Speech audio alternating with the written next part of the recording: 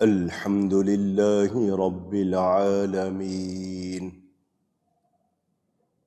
والعاقبة للمتقين والصلاة والسلام على رسوله سيد المرسلين خاتم النبيين شفيع المذنبين سيد الأولين والآخرين سيدنا ومولانا محمد رسول رب العالمين وعلى آله وصحبه أجمعين. أما بعد فأعوذ بالله من الشيطان الرجيم. بسم الله الرحمن الرحيم. ومن رحمته جعل لكم الليل والنهار لتسكنوا فيه ولتبتغوا من فضله ولعلكم تشكرون. صدق اللہ العلی العظیم. محبت کے ساتھ ایک مرتبہ درود شریف پڑھ لیجئے.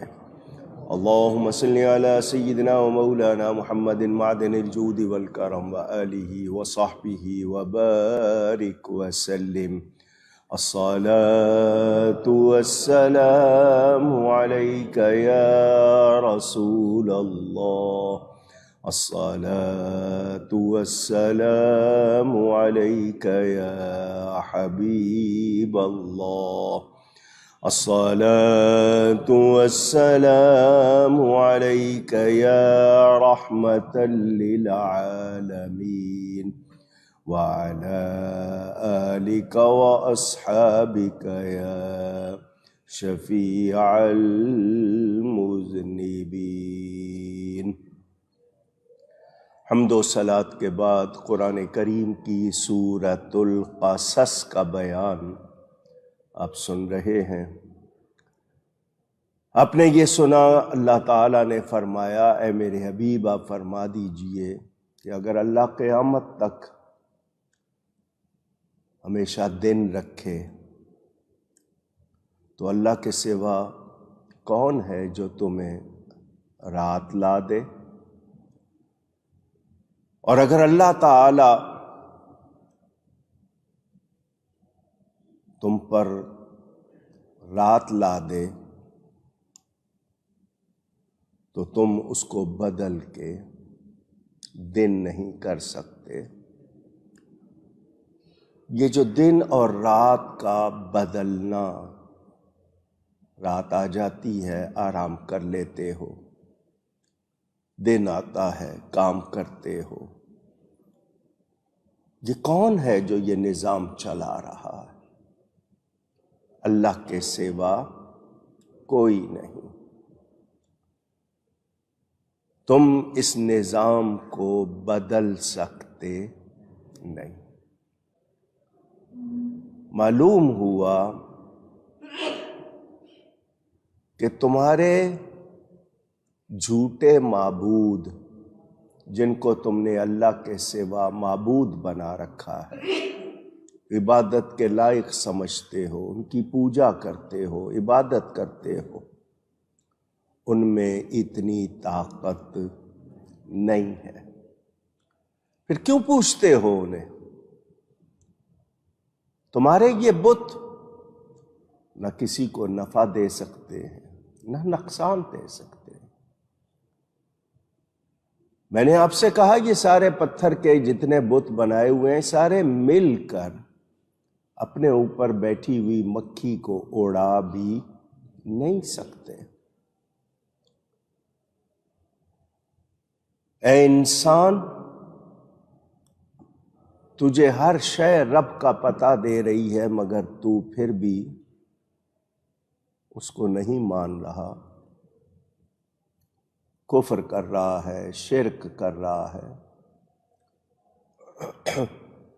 اللہ کو مان لے، اسی میں تیری بھلائی ہے۔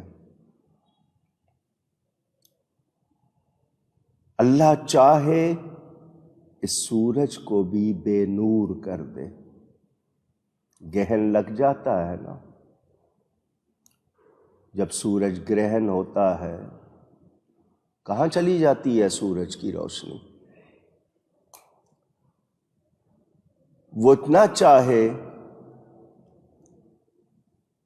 تو کچھ ہو سکتا نہیں، وہ چاہے تو کوئی روک سکتا نہیں۔ وہ بیچ آسمان پہ سورج کو روک دے یا آسمان کے کنارے پر سورج کو حرکت دے، جو چاہے کرے۔ مالک حقیقی طور پر وہی ہے، خالق حقیقی طور پر وہی ہے۔ یہاں میں نے آپ کو ایک دو باتیں سنائی تھیں تاکہ آپ مشرکوں کی طرح کسی غلط فہمی کا شکار نہ ہو جائیں۔ اللہ تعالی نے سورج کی رفتار، اس کی منزلیں، اس کا راستہ بنا دیا ہے۔ آپ سورہ یاسین میں پڑھتے ہیں، آپ کے ذہن میں وہ آیت ہوگی کہ اللہ تعالی نے سورج کے لیے راستہ مقرر کر دیا ہے، وہ اس پر اس کے حکم کے مطابق چلتا ہے۔ اگر میں آپ کے سامنے اللہ ہی کے فرمان سے کوئی بات والشمس تجری لمستقر لہا ذالک تقدیر العزیز العلیم، اور سورج چلتا ہے ایک ٹھہراؤ کے لیے، یہ حکم ہے زبردست علم والے کا۔ کون چلا رہا ہے سورج کو؟ اللہ جب چاہے سورج کو روک دے، جب چاہے بدل دے۔ یہ جو مہینہ ہوتا ہے کبھی 30 کا، کبھی 29 کا، 29 کا ہو تو ایک رات چھپا رہتا ہے، یہ چاند آپ کو نظر نہیں آتا۔ یہ سارا کچھ منزلیں کس نے بنائی ہیں؟ اللہ نے۔ سورہ کہف میں آپ سن چکے، میں نے ایک آیت آپ کو سورہ یاسین کی سنائی، والشمس تجری لمستقر لہا۔ اب آپ سورہ کہف کی ایک آیت بھی پیش نظر رکھیں۔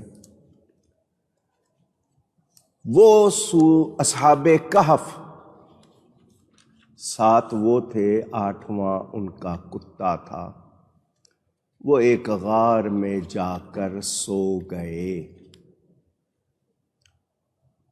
جب وہ سو گئے، ان کی سونے کی مدت، وہاں پر نیند کرنے کی مدت، خود قرآن نے 309 سال بیان کی ہے۔ اللہ فرماتا ہے اسی سورہ کہف میں، وَتَرَى الشَّمْسَ، اور اے محبوب سورج کو دیکھو گے، اِذَا طَلَعَتْ، کہ جب نکلتا ہے، تَزَاوَرُ عَنْ كَهْفِهِمْ ذَاتَ الْيَمِينِ، تو ان کی غار سے داہنی طرف، دائیں طرف بچ جاتا ہے۔ وَإِذَا غَرَبَتْ، اور جب ڈوبتا ہے، تقریدہم ذات الشمال، تو ان سے بائیں طرف کترا جاتا ہے۔ توجہ چاہتا ہوں، ایک آیت بتا رہی ہے سورج کا راستہ مقرر ہے، اس کی ایک چال ہے، وہ بھی اللہ کی طرف سے، ذالک تقدیر العزیز العلیم، قدرت نے مقرر کی ہے۔ اسی قرآن میں ہے کہ اصحاب کہف سو رہے، چڑھتے ہوئے سورج دائیں طرف کتراتا ہے، ڈوبتے ہوئے بائیں طرف، کہ ان پہ دھوپ نہ جائے۔ یہ کون کر رہا ہے؟ پوچھ رہا ہوں، اللہ ہی کر رہا ہے۔ اسی اللہ نے اس کا راستہ مقرر کیا، اس کی چال مقرر کی، مگر اپنے پیاروں کے لیے وہ اسی سورج کو دائیں طرف بھی بائیں طرف بھی چال بدل دیتا ہے۔ اصحاب کہف نبی نہیں تھے، حضرت عیسیٰ علیہ السلام کے ماننے والے تھے، ولی تھے۔ جب ولیوں کی یہ شان ہے، نبیوں کی کیا شان ہوگی؟ پھر نبیوں کے نبی کی کیا شان ہوگی؟ میرے نبی نے اسی سورج کو مغرب سے پلٹایا بھی، اس کو ڈوبنے سے روکا بھی، کتنی دیر تک روکے رکھا۔ اب کیا ان کے بارے میں یہ کہیں کہ وہ اللہ تعالیٰ کے حکم کے آگے دیوار بن جاتے؟ نہیں، نبی اتنے پیارے ہیں، جو وہ چاہتے ہیں اللہ ویسا کر دیتا ہے۔ کرنے والا اللہ تعالیٰ ہی ہے۔ محبوبوں کے لیے یہ قانون اس طرح جس طرح ہمارے لیے ہے ویسا ہوتا نہیں۔ اب سنتے رہتے ہیں، ہمیں قرآن کہتا ہے اذا جاء اجلہم لا یستاخرون ساعۃ ولا یستقدمون، کسی کی اجل آ جائے وہ ایک سیکنڈ بھی آگے پیچھے کر سکتا نہیں، پہلے ہو جائے بعد میں ہو جائے۔ کیا ہم میں سے کسی کی طاقت ہے؟ پوچھ رہا ہوں، نہیں۔ بخاری شریف اٹھائیں، موسیٰ علیہ السلام کی روح قبض کرنے ملک الموت حضرت اسرائیل علیہ السلام تشریف لاتے ہیں۔ ان کا جو طریقہ ہے روح قبض کرنے کا، وہ قبض کرنا شروع کر دیتے ہیں۔ موسیٰ علیہ السلام پوچھتے ہیں کون ہے؟ اس نے کہا جی میں ملک الموت ہوں۔ کیا کر رہا ہے؟ روح قبض کر رہا ہوں۔ تھپڑ مارتے ہیں۔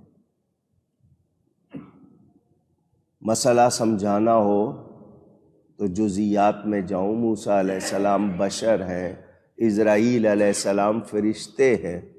ایک بشر فرشتے کو تھپڑ مار رہا ہے، حضرت اسرائیل کی آنکھ پھوٹ جاتی ہے۔ نور و بشر کا جھگڑا کرنے والے، باتیں کرنے والے، ذرا یہاں بتائے نا مجھے۔ موسیٰ علیہ السلام نے تھپڑ مارا، اسرائیل کی آنکھ پھوڑ دی۔ بشر کے تھپڑ سے فرشتے کی آنکھ پھوٹ رہی ہے۔ بولے مجھے کوئی بتائے۔ اسرائیل علیہ السلام اس کے بعد یہ نہیں کرتے کہ روح آرام سے نکالنی ہے تو زیادہ تکلیف دے کے نکالیں، نہیں، وہ پھوٹی آنکھ لے کے اللہ کی بارگاہ میں چلے جاتے ہیں۔ یا اللہ تو نے کس بندے کے پاس بھیج دیا مجھے؟ کیا ہوا؟ اللہ سب کچھ جانتا ہے، پھر بھی پوچھ رہا ہے، سب کچھ دیکھتا ہے۔ یا اللہ انہوں نے تھپڑ مارا، آنکھ پھوڑ دی، اللہ نے حضرت موسیٰ علیہ السلام کو کچھ نہیں کہا۔ اسرائیل سے پوچھا کیسے گئے تھے؟ جانتا ہے سب رب۔ جاؤ، پھر جاؤ، جا کے پہلے سلام کرنا، میرا بھی سلام کہنا۔ ان سے کہنا دنیا میں رہنا ہے تو گائے کی پشت پہ ہاتھ رکھ دیں، جتنے بال نیچے آئیں گے اتنے سال اور دے دیں گے، اتنے سال۔ اب دھیان نہیں دے رہے، اتنے سال قرآن کہہ رہا ہے جب کسی کا وقت آ جائے نہ سیکنڈ آگے ہو سکتا ہے نہ پیچھے. وہاں کہا جا رہا ہے جتنے چاہو اور سال لے لو. محبوبوں کا مقام سمجھنا آسان نہیں ہے. اگر ہماری طرف آنا ہے وصل کے دروازے کھلے ہوئے، جاؤ پھر جاؤ. اللہ نے آنکھ ٹھیک کر دی. موسیٰ علیہ السلام سے نہیں کہا کہ ہم نے بھیجا تھا، تھپڑ کیوں مارا ہے، ایسا کیوں کیا؟ نہیں، اللہ نے ایسا نہیں فرمایا. آنکھ ٹھیک کر دی، پھر بھیجا. اسرائیل علیہ السلام پھر آیا، آ کر اللہ کا سلام پیش کیا، خود سلام کیا. اللہ فرماتا ہے دنیا میں رہنا ہے گائے کی پشت پہ ہاتھ رکھے، جتنے بال اس کے نیچے آئیں گے اتنے سال. اور ہماری طرف آنا ہے تو دروازے کھلے ہیں. موسیٰ علیہ السلام نے کہا نہیں، روح قبض کر لو، میں نے اللہ سے ملنا ہے. واقعہ آپ نے سنا. علماء شرح کرتے ہیں اگر روح قبض کروانی تھی تو تھپڑ کیوں مارا؟ جتنی دیر لگ رہی ہے اگر ٹائم آ گیا تھا تو یہ آگے پیچھے کیوں ہو رہا ہے؟ وہاں تو ایک سیکنڈ آگے پیچھے نہیں کر سکتے، یہاں تھپڑ لگ رہا ہے، جا رہے ہیں پھر آ رہے ہیں. بات کرنے کو ہمارے پاس ہے. ہم یہ سمجھانا چاہتے ہیں کہ محبوبوں کو اپنی طرح نہیں سمجھنا چاہیے. موسیٰ علیہ السلام نے روح قبض کروانی تھی تو تھپڑ کیوں مارا؟ تو شارحین لکھتے ہیں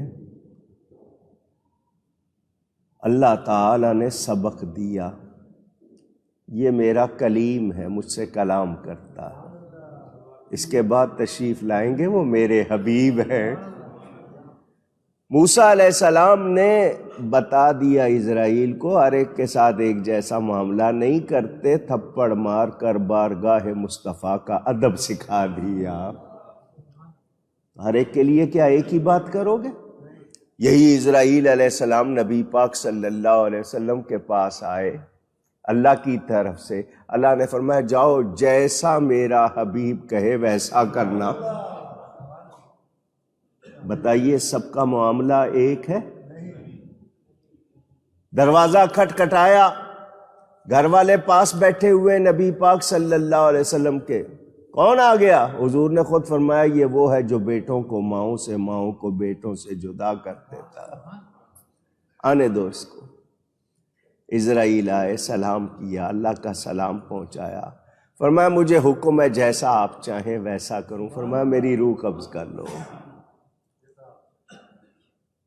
میں اللہ سے ملنا چاہتا ہوں، اللہ کی بارگاہ میں جانا چاہتا ہوں. حالانکہ اس وقت حضور نے ان سے بات بھی کی، اے اسرائیل بتا تو روح کیسے قبض کرتا ہوں؟ کہا جی میں روح پاؤں کے ناخنوں سے کھینچتا ہوں، جھٹکے دیتا ہوں، 100 جھٹکے. ایک جھٹکے میں اتنی تکلیف جتنا 100 مرتبہ قتل ہونے میں تکلیف. نبی پاک کی آنکھوں میں آنسو آ گئے.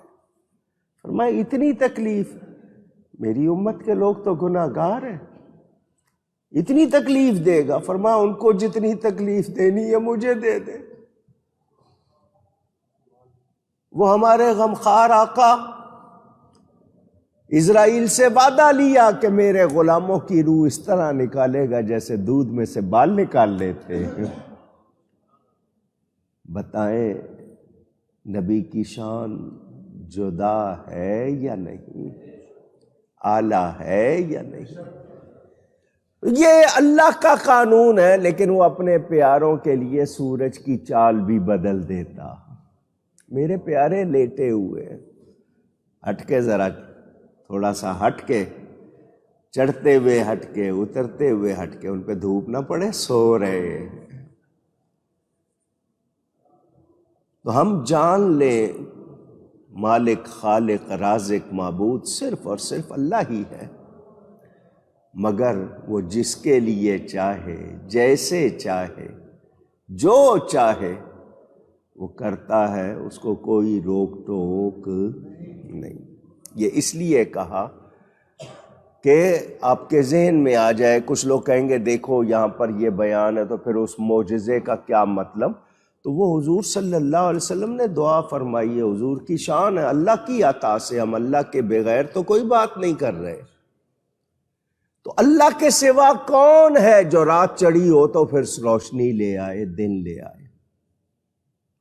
اور وہ اگر ہمیشہ کے لیے دن رکھ دے تو کون ہے جو رات لے آئے؟ یہ دن اور رات اللہ کی کتنی بڑی نشانیاں ہیں، پھر بھی نہیں مانتے۔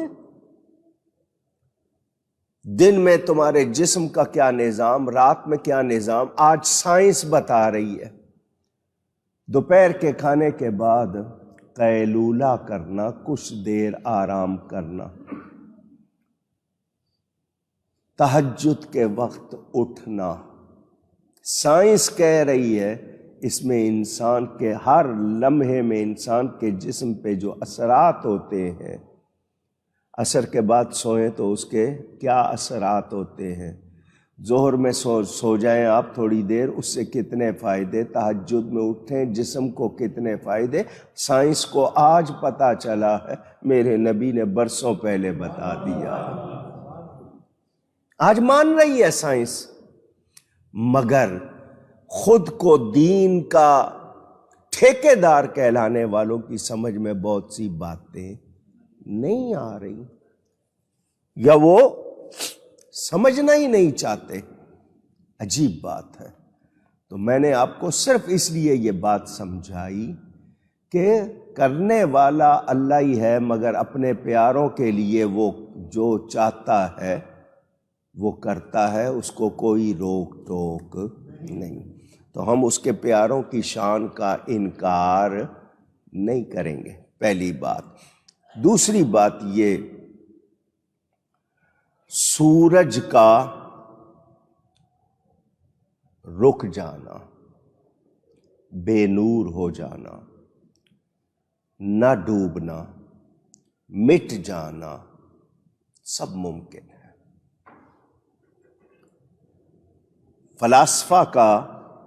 فلاسفرز جو ہیں ان کا یہ قول کہ حرکت آسمان کے لیے لازم ہے، یہ فلاسفرز کہتے ہیں۔ میں پوچھنا چاہتا ہوں، انسانی تاریخ جتنی بھی ہے، کیا یہ اپنی تھیوریاں ثابت کر سکے؟ قدرت سے ٹکرا سکتے ہیں؟ قدرت کے نظام کو یہ لوگ بدل سکتے ہیں؟ تو ہمارا ایمان ان پر نہیں ہے، ہمارا ایمان اللہ پر ہے، قرآن پر۔ ذہن میں رہے۔